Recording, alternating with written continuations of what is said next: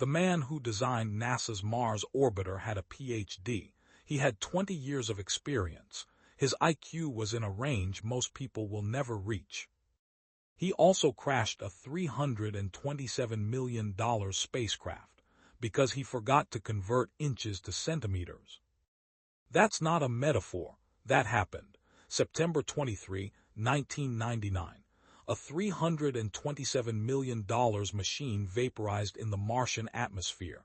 Two teams used two different units of measurement. Nobody caught it, not the genius who built it, not the team that reviewed it, not a single person in the room. We've been told our whole lives smarter equals better. Higher IQ means better decisions, better logic, fewer catastrophic mistakes. That was the deal. But the data tells a different story. Isaac Newton lost the equivalent of $3.6 million in a stock bubble collapse. He literally invented the mathematics that could have predicted it. Arthur Conan Doyle built the most logical fictional mind in literary history. He also genuinely believed in fairies, documented, verified, true. A Harvard-trained surgeon ordered the wrong kidney removed twice. These aren't freak accidents, they're a pattern. The smarter you are, the more vulnerable you become to a specific set of mental traps. And the worst part is this: your brain hides them from you, deliberately, systematically, every single time. This is called smart brain syndrome, and it's about to explain more about your last 5 bad decisions than any therapist ever has. The first trap hits high performers hardest. It's called overconfidence bias, and it doesn't work the way most people think. A landmark Cornell University study found 2 separate findings. Most people only talk about the first one. Yes, low-performing people dramatically overestimate their own ability.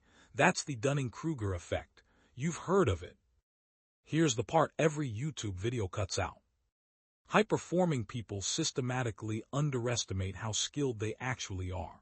That part sounds fine, but they also dramatically overestimate their judgment in domains they've never actually tested. Being exceptional at one difficult thing, engineering, medicine, law, finance, trains your brain to assume competence transfers automatically. It doesn't. This is what destroyed long-term capital management, a hedge fund co-managed by 2 Nobel Prize winners in economics, not careless men. They built the most sophisticated quantitative financial model ever assembled. It worked flawlessly for years. Then they lost $4.6 billion in 4 months and nearly collapsed the global financial system. Not because the model was wrong, because they were too confident in it to see what it couldn't account for. You don't need to run a hedge fund for this to ruin you. It shows up every time you're certain about a decision without verifying your blind spots, and the more competent you are, the less you feel you need to verify anything. Overconfidence gets you into the room. The second trap locks the door behind you. It's called the sunk cost fallacy. It keeps smart people doing wrong things long after they privately know it's wrong. In 1962, internal government documents already confirmed the Concorde supersonic jet would never be commercially profitable. The engineers knew. The economists knew. The reports said it clearly. The British and French governments kept funding it for 45 more years. $3 billion in additional losses, acknowledged internally, continued anyway. Why? Because they'd already spent so much that stopping felt like admitting failure. The prior investment made future losses feel justified. Economists literally named this the Concorde fallacy after it. You've done this too.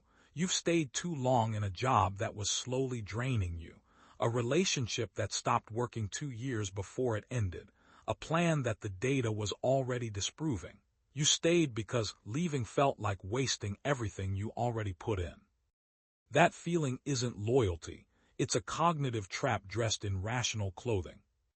But here's the question none of these studies actually answer. Why does this happen specifically more to intelligent people? Why does higher intelligence make these traps worse?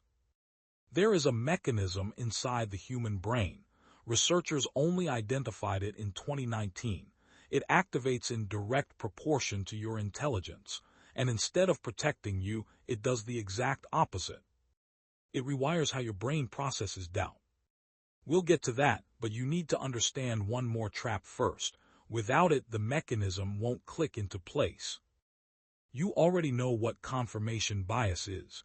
You look for information that supports what you already believe, taught in every psychology class, covered on every podcast. Here's what the classes always skip. Smarter people are dramatically worse at this, not because they're lazier, because they're far more skilled at building arguments. A Yale Law School study gave participants a complex statistical problem embedded inside a politically charged debate. Researchers specifically chose participants based on numeracy scores. People with the highest mathematical ability performed the worst when the correct answer contradicted their existing beliefs. They didn't fail because they couldn't do the math. They used their mathematical ability to engineer a path to the wrong answer, one that felt logically airtight. The more intelligent the person, the more sophisticated the self-deception. This is what happened at the Ranos. Elizabeth Holmes did not deceive naive people. She convinced George Shultz, a former U.S. Secretary of State. She convinced Henry Kissinger. She convinced a board full of decorated generals, seasoned investors, and multi-decade executives. She didn't fool them despite their experience. She exploited a mechanism their intelligence had already built inside them. Each person had constructed an internally consistent story, a coherent, logical, airtight narrative that happened to be catastrophically wrong.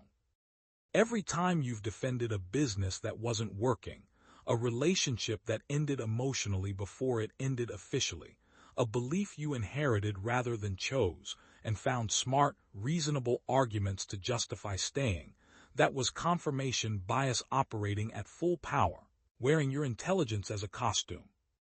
Now, the mechanism I mentioned, the one from 2019. Researchers at Johns Hopkins studying metacognition, thinking about your own thinking, found something that should restructure how you see every decision you've ever made. High IQ individuals have a significantly stronger fluency signal.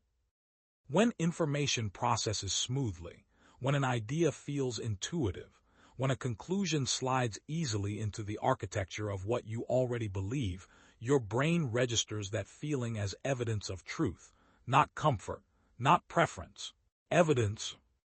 And higher intelligence amplifies this signal dramatically. So the smarter you are, the more convincing your own wrong ideas feel inside your own mind. They named it cognitive fluency bias, and once you know it exists, you'll see it in your own history, in every bad decision that felt at the time like the only logical option, in every belief you defended not because the evidence was strong, but because your brain had processed it so smoothly for so long it felt like bedrock.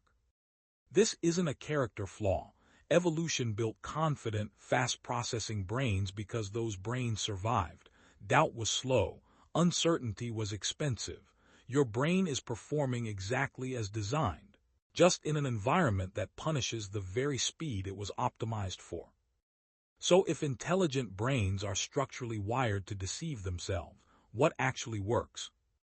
3 things. They will all feel wrong. That feeling is the point. First, premortem thinking. Before any major decision, ask one specific question. What would have to be true for this to be the worst choice of my life? Don't ask if it will fail. Ask what the failure mechanism would actually look like. Force your brain to argue against the conclusion it already wants to reach. Do it before you commit, not after. Second, outsource your blind spots. Find one person with zero emotional or financial investment in your outcome. Ask them specifically to attack your idea, not improve it, not support it, destroy it. Find every hole. Find every flaw. The more intelligent you are, the more relentless this person needs to be. A yes person is a liability you cannot afford. Third, slow the fluency.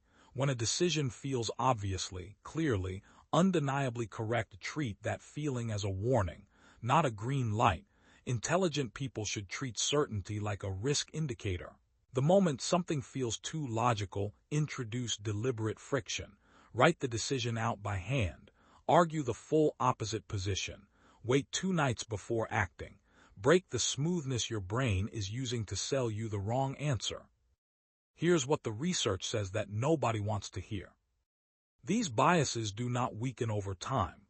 They do not fade with experience, education, or professional success. They do not get easier to catch the more times you've been wrong. Every credential you earn gives your brain more material to construct arguments with. Every win gives your identity more to protect. Every year of expertise gives your fluency signal more surface area to operate on. The traps get stronger as you get smarter. So the real question was never why smart people make dumb decisions. You understand that now. The mechanism is clear. The real question is much quieter, and it's the one your brain will work the hardest to avoid. Which dumb decision are you defending right now?